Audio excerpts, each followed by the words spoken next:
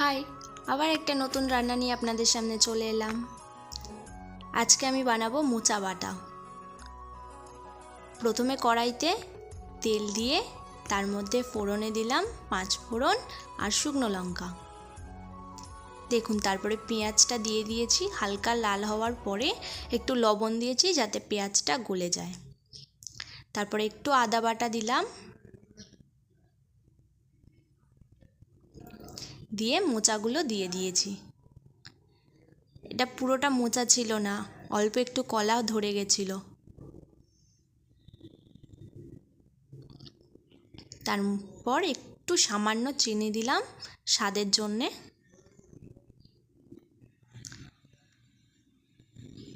এটা ভালো করে ভেজে নিতে হবে।